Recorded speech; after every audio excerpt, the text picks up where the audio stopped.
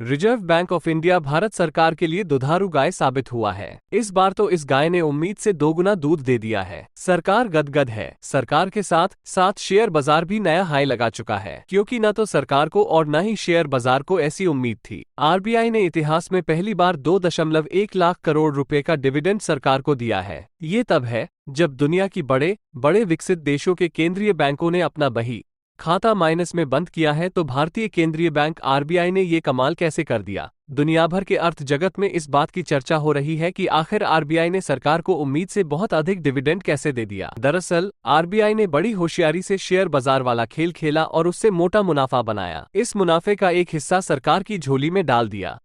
RBI ने विकसित देशों के सॉवरेन सिक्योरिटीज में $469 बिलियन निवेश किए थे। ये सिक्योरिटीज पूरी तरह रिस्क फ्री थी, कोई जोखिम नहीं था। 250 बिलियन तो अमेरिकी ट्रेजरी बिल में डाला गया। इसकी यील्ड लगभग 4% रही, जो पिछले साल के मुकाबले अधिक थी। इससे आरबीआई ने अच्छा खासा मुनाफा बनाया। पिछले कुछ महीनों से आरबीआई ने रेपो रेट में भी बढ़ोतरी की है।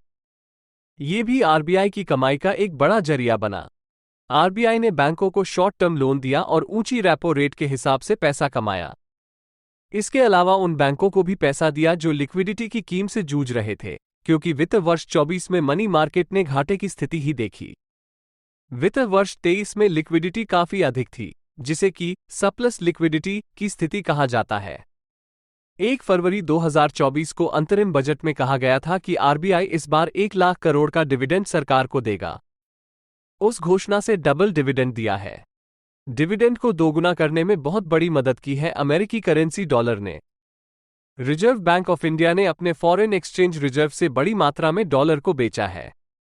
रिजर्व से डॉलर को बेचने का मकसद कमजोर होते रुपये को सपोर्ट करना था, मगर इसी ने आरबीआई को मोटी कमाई भी दी। आरबीआई ने जो डॉलर बेचा है उसे पहले सस्ते में खरीदा गया था और अब डॉलर की कीमत बढ़ गई तो उसे बेच दिया।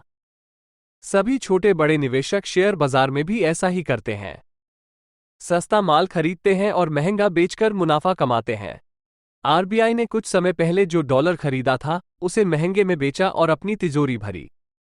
प्राप्त जानकारी के अनुसार वित्त वर्ष 24 में आरबीआई ने $150 बिलियन से अधिक की ग्रॉस सेल की है।